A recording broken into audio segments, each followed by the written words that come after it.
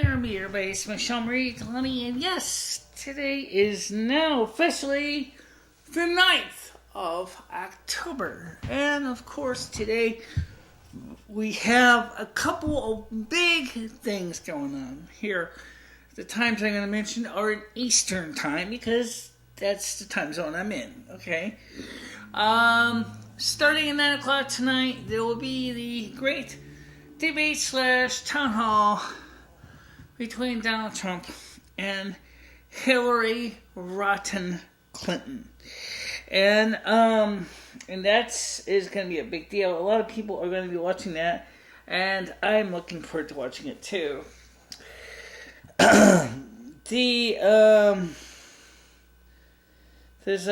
just checking something real quick here. What is the heck is, I didn't come here to go to mail to get stupid crap, but unfortunately I might as well bring this up here. Oh, okay. It's the official newsletter.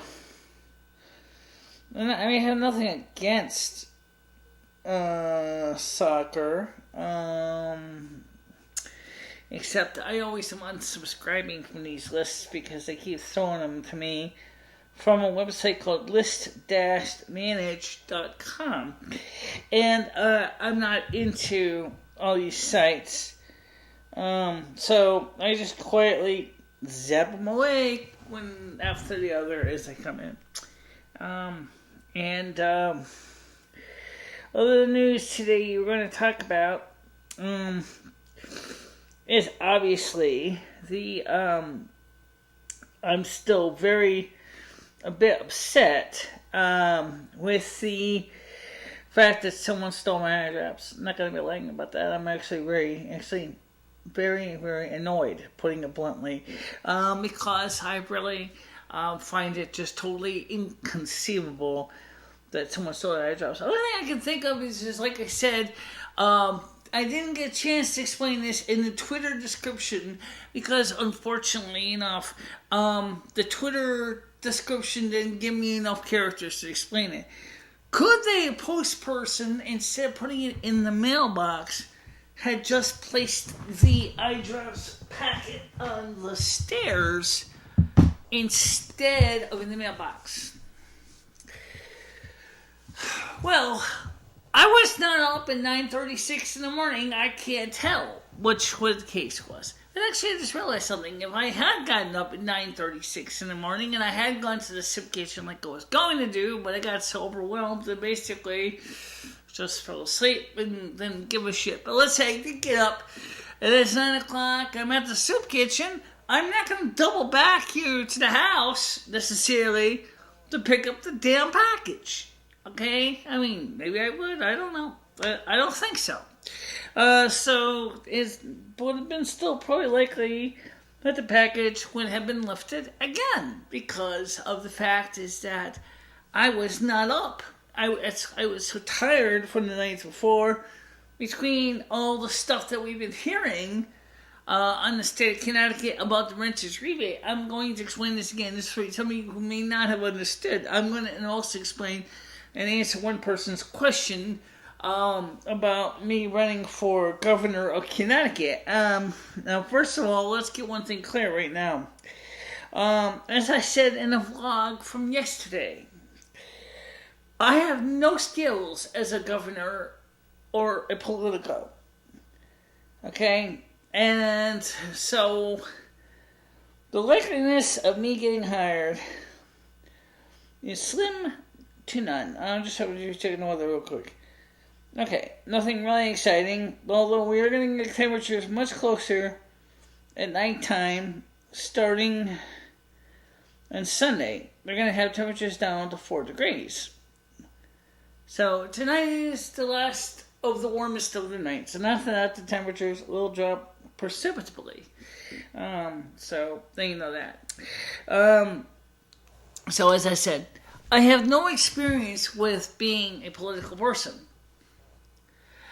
But I also believe that perhaps that's what Connecticut does not need. We don't need another political hack in office. What we need is somebody who has a brain in office, somebody who can think on their feet, somebody who can look at the problems and the economy and try to come up with a solution that hopefully can be equitable to all parties. And that's what I said earlier. And right now, I'm trying to get in contact with the Connecticut Republican Party to find out what the procedure is, because I know it's not this year. Apparently I believe it's going to be in 2018. So, I mean, I could be wrong. If there is a Republican candidate and I go into the voting pollings and I get my ballot and I see a governor candidate for the Republican Party, yeah, I'm going to circle that sucker, because I'll tell you why. I'm not going to vote for Daniel Malloy. Guy's totally out of touch. He's a dishonest cretin, as I said before, and he is endorsing Hillary Clinton. And not surprisingly enough, I'm endorsing Donald Trump. So, that brings a great question. What does that mean to endorse? That means, basically, officially, that you are behind the candidate, you agree with the candidate. After the smut tape was released, the Democrats got something that they've been dreaming about. They tried to do it with a fake alleged rape. That didn't work because it was clearly evident it was falsified. The same thing with a false news story about saying Donald Trump was groping women at a pool party. They didn't get anywhere with that. They pulled this up. It was a legitimate broadcast. It was a legitimate recording. Donald Trump confirmed it was a legitimate recording. If they had brought this up prior to his nomination, they could have seriously derailed him. After all, the tape was in the can for about 10 years. Okay, 11 years. It's 11-year-old tape. Okay? So if they used that 11-year-old tape that prior to during his time of the primaries, they could have gotten him. But however, even then, possibly Donald Trump is like Teflon. He is not. Because for the most part, he is a decent, kind person. Okay, so he has a bit of an issue, because he is a multi-millionaire, and we know that he is a very strong speaker, and we know that, compared to his, rival, he's got a lot going for him. He's smart, he's intelligent, he's articulate, but he can also be a potty mouth too, but not as bad as, no, could be as bad as anybody else, actually. Well, first of all, let's be honest here. We have to hold up our politicians to a higher standard of quality. We do the same thing with priests. And I know for priests it's understandable. Why? Because they're supposed to be the man of God. And Mr. Cat, I gotta get burrs out of his fur. You know, this kitty cat's been running around in the burr patch in the backyard, and I got burrs in his tail. I'll deal with those later. Anyway, so what I'm trying to say is that in the case of Donald Trump, okay, look at the other contemporaries in his age group in Hollywood are doing. Some of these guys are terrible. I could give you examples. I mean, we got people who've done crimes. We have people who embezzle. We have people who basically cheat on their wives. To my knowledge, Donald Trump is not cheating on his wife. What is her name? Melania? Yeah, I think it's Melania. I'm not sure what it is. I keep forgetting. It's different than what you'd expect. But anyway, his current wife, he's not cheating on. Does that mean he could have been cheating on other wives in the past? I don't know. I can't say. I mean, does it really matter? Guys, this guy's a human being in the first place. Okay? Just because you're a presidential candidate of the United States doesn't mean you're perfect. Shit, if that was a requirement, Hillary Clinton shouldn't even be in running right now. She's done far worse than he has, and I think it's disgusting that we're holding him up to a standard that is unreasonable. He can't. No candidate can live by that rule on policy. I mean, you're expecting unreasonable things from a human being. That they're all going to be infallible and flawless. That's not the case. I have a mouth on me too. Most people don't ever hear me use it because actually you have a few times. But trust me, when I bring it up on camera, I've got a pretty doggone good reason to bring it up. I usually try to keep the cussing to a mild. Because I want these videos to be able to be watched by families with children, and I want them to be able to participate in the videos too. But still, what I heard about the renters rebate wouldn't make anyone cuss a blue streak. And I haven't found anything new because the state controller's office has not confirmed nor denied that they're going to take some of our money to pay for illegal aliens. Let me ask these people this question, okay? And I can call the state controller's office and ask them this. Why do, if what I'm hearing is the reason, why do you think that the illegal aliens, Syrian refugees, are more important than the American and Connecticut residents, especially Connecticut residents who have been in the state all of their lives? Why do you feel that some total stranger, metaphorically and literally speaking, from a foreign country with no documentation, no paperwork, is more important and should be receiving more entitlement money than the same person that is born and raised in the United States? I think that is just absolutely stupid.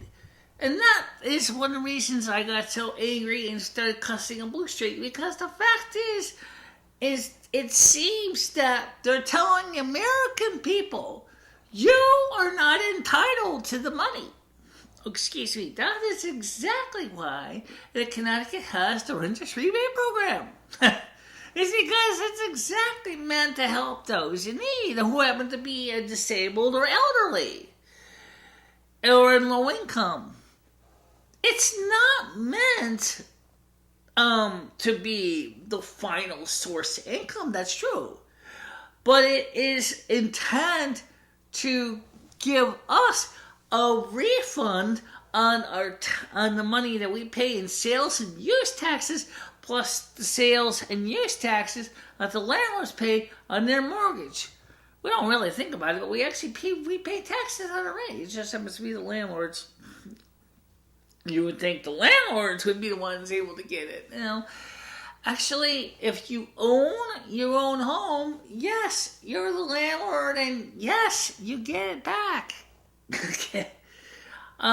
It was reinstated specifically because there was a need for the program in the first place. It had been canceled for a couple of years.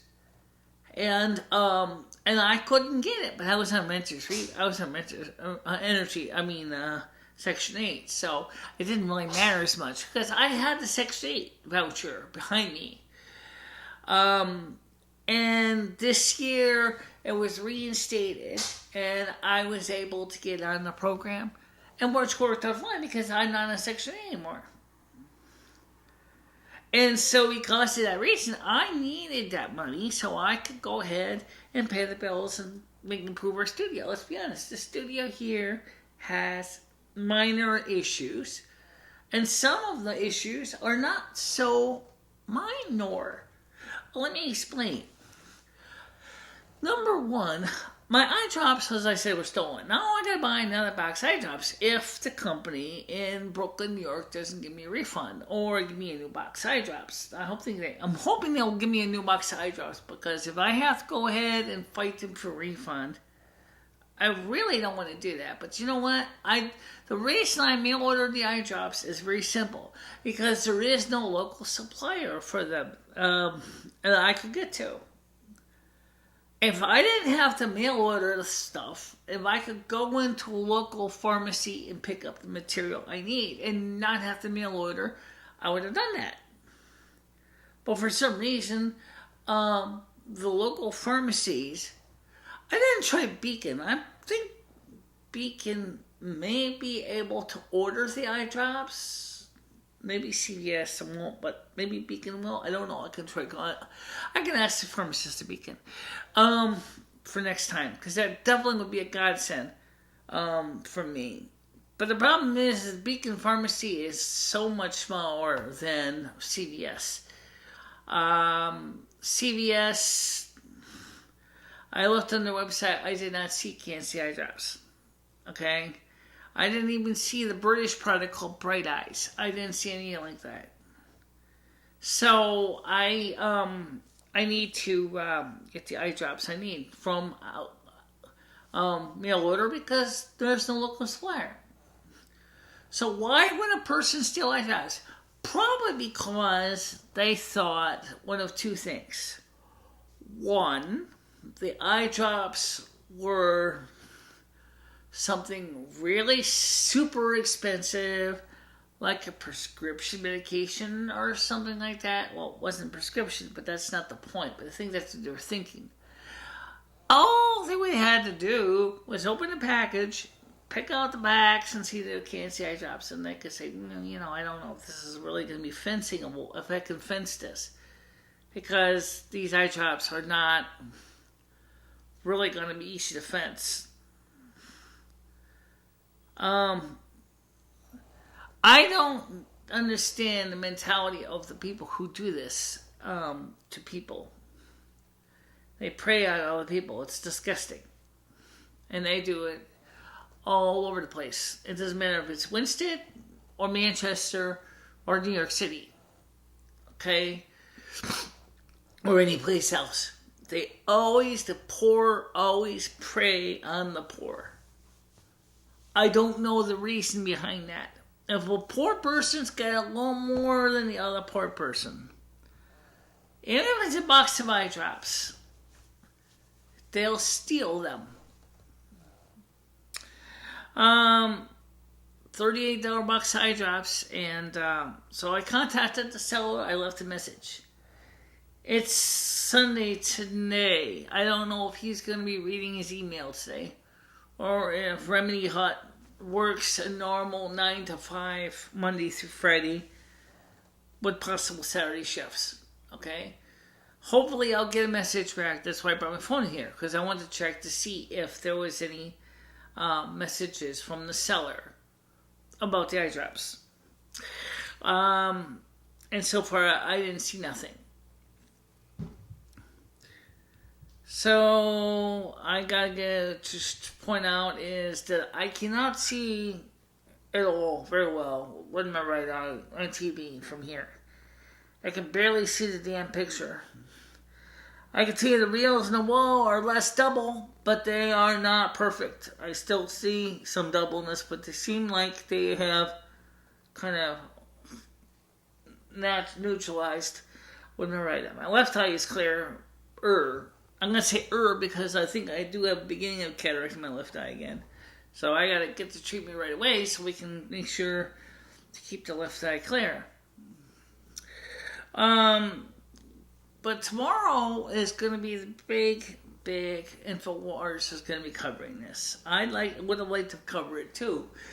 But because of copyrights and other things, I cannot stream it myself on my channel, because InfoWars has has got the rights to carry it. I don't have the rights to carry the debates. I would have loved to, but I can't. So I'm gonna try.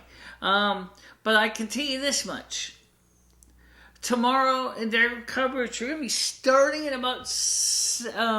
Well, let's see if I got this straight. The thing is actually starting our time at 9 o'clock, and they said it's gonna be a couple hours before.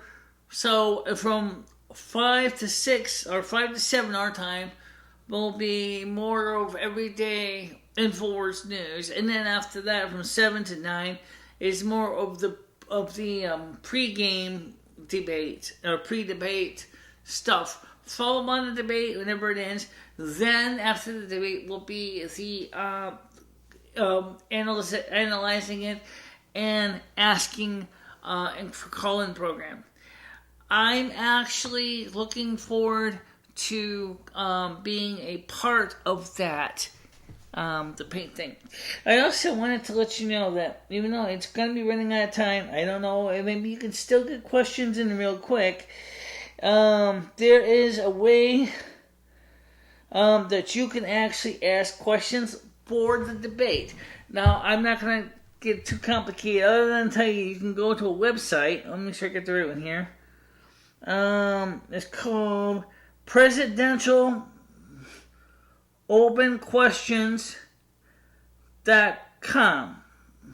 So Presidential openquestions.com. Okay, if you go to presidentialopenquestions.com, you sign up. You can ask and answer and vote on the questions that are presented already there. I have answered a few questions, and I will share them with you. And I also, of course, put one up myself. And so let's start with the question.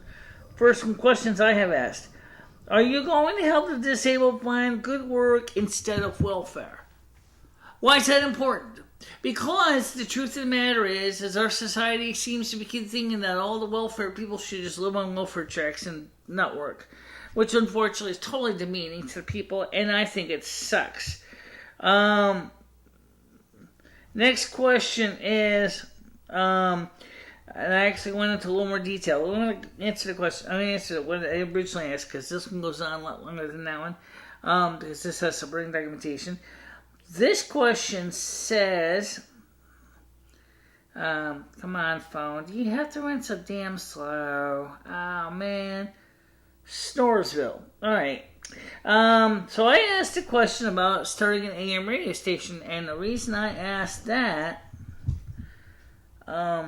is because of the fact is that, let's see, where's that? Let me turn off my home internet, because for some reason maybe it's getting stuck on this. I don't know.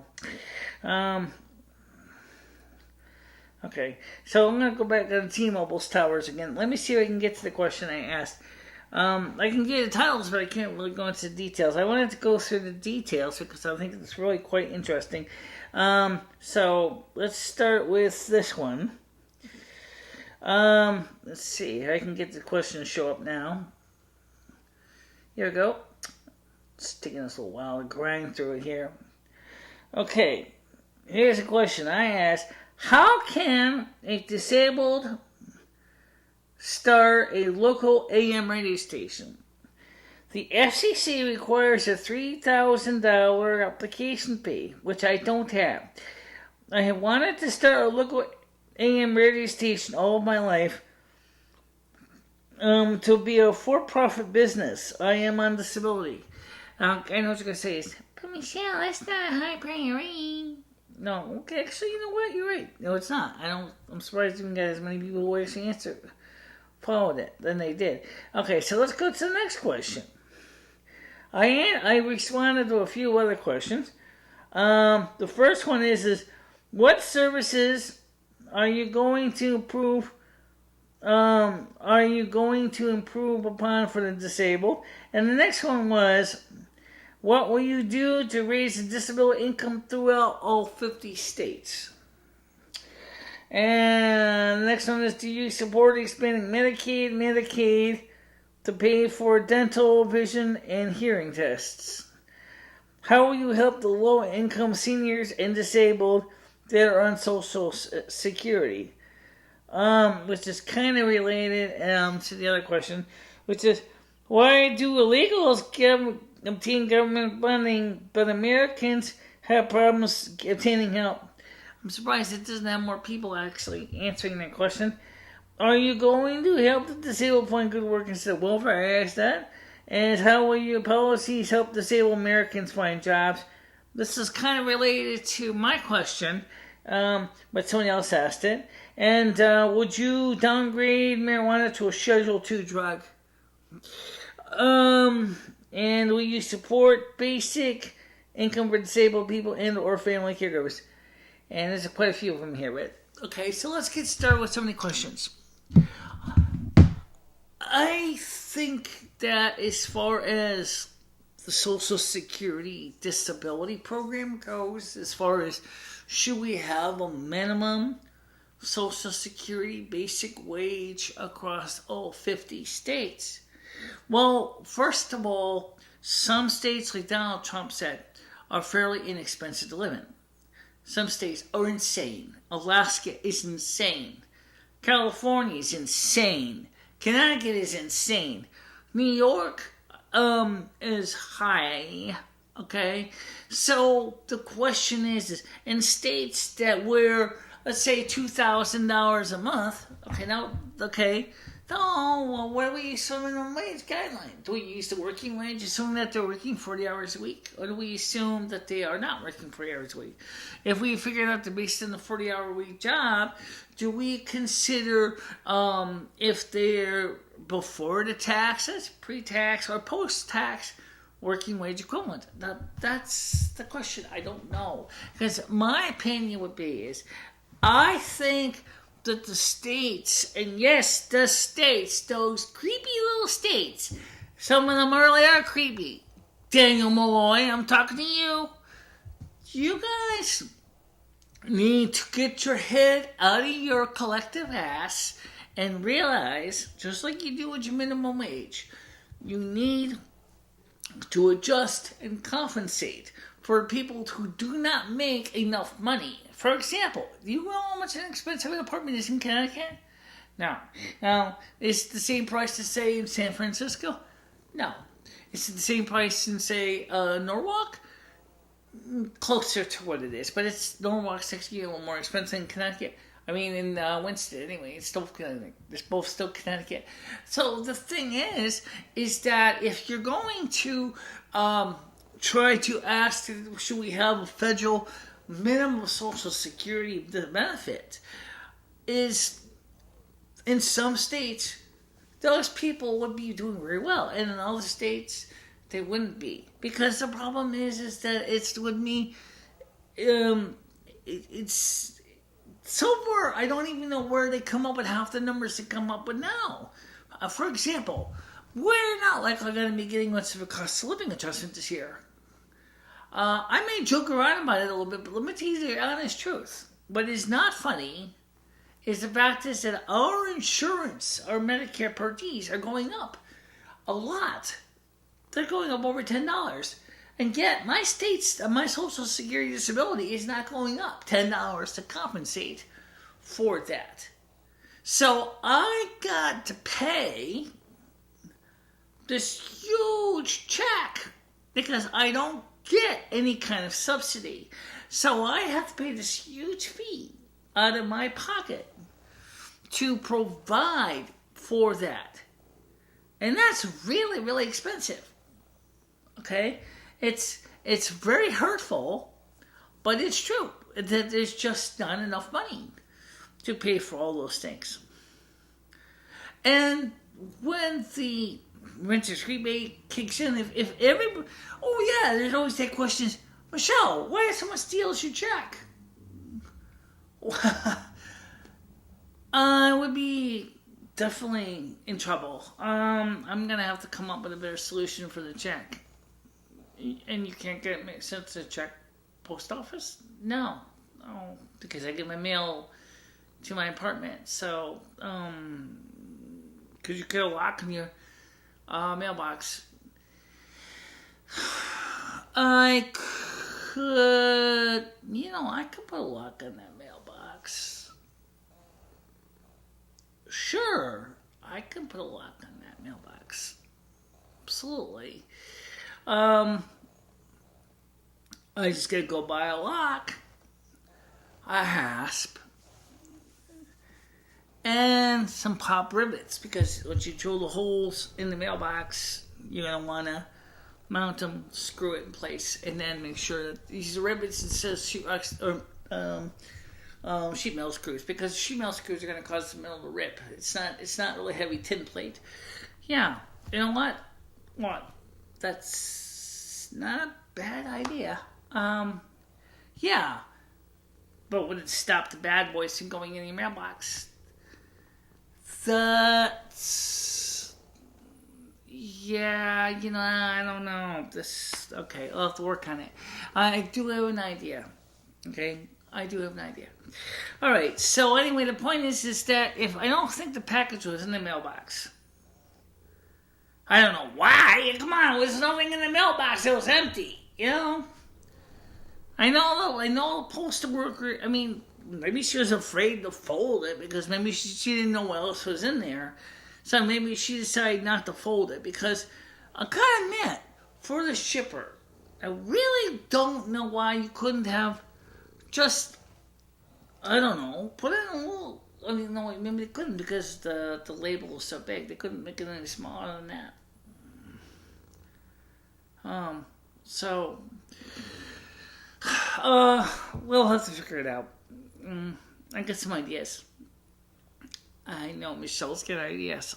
What about mounting a cabinet lock inside that, and then put a cabinet? No, I don't think a cabinet lock would work very well. But you know what? I'm pretty resourceful. I'm sure I can come up with something in a relatively simple process. But I'd have to make sure to give the mail carrier a key that she can use to get open the mailbox. Okay? Because otherwise it's going to be a real problem. But I'll figure it out. Alright, so anyway, the video I'm paused. I was going to watch because InfoWars was talking also about artificial reality or virtual reality, which I didn't get. I saw part of it a couple times on InfoWars, but I thought it was kind of interesting. They were saying how the elites are trying to create virtual reality and how they're trying to trick the people to get involved with virtual reality. I thought that was very interesting. But let's get back also one thing. What is not a virtual reality, but is a virtual, which is a definite fact, is that Donald Trump, because of his situation with this rape tape, actually, he wasn't a rape tape. It was more of a being lewd tape, has suffered some damage. This is exactly what the kind of damage the globalists were hoping for. It's not wonderful. But I accept his apology that he gave. And I tell you why, because I think, for the most part, he's a human being. He's not infallible. He's not perfect. He's still better than me, and I can certainly understand if he has his faults. And maybe Meliana or whatever, Meliana, whatever her name is, was upset, but she realized that deep down that he didn't mean harm. At the time, he was just talking with another guy, and they were talking about stuff, and it's just really sad that they're holding him up to these standards that are unreasonable for any human being. Maybe someday we'll be a little more open-minded that politicians are just like everyday people They put the pants on one leg at a time, just like the rest of us on Earth. Okay? Sure, in space you can throw in both legs at one time in your pair of jeans, but that's in 0G. That's not on Earth. Well, I suppose you could, sort of, but even then, you're still basically putting pants on one leg at a time. So, that's just the way it's standing about this whole thing. So I'm really hoping that, you'll have a little more empathy for the guy. Sure, he made a mistake and everything, but he's a human being too. And I'm going to definitely see if I can find some kind of way to put a lock on my mailbox to keep the bad people out. I'm not sure exactly how yet, but I will find a way. But the problem, like I said, is that if I put a lock on it, and a decent lock, it still means that the postal person has to get the mail inside. And I have to figure out how to do that. Obviously, it means that they have to have a copy of the key. Alright, guys. For right now, I want to thank you all for watching this. And I'll see you tomorrow on Monday. The soup kitchen will not be open. The soup kitchen will be open on Tuesday. And I'm going to try to schlep over to the hardware store on Tuesday and look at some lightweight locks and hasps. I don't think I need to turn a mailbox into Fort Knox, but I obviously am going to have to definitely install some hardware to make a good, strong, secure thing so no one's going to go ahead and steal my mail anymore. Good luck, right? Oh, definitely good luck. But you'll do it. I know you. You're skillful. I'm skillful. Thanks. And Michelle will fix it. Just as I will do my best if indeed I can get the Republican support to run for governor of Connecticut. If. That's a big if. You know what? I'll tell you a secret. I don't even know if I'll ever have a chance. But maybe, hopefully, somebody is already thinking the same thing I am. That we need to get rid of this governor. We need to get him out of office as soon as possible. And get somebody decent who has scruples and is decent. But for now, I'll talk to you soon. So have a nice day, guys. Bye-bye.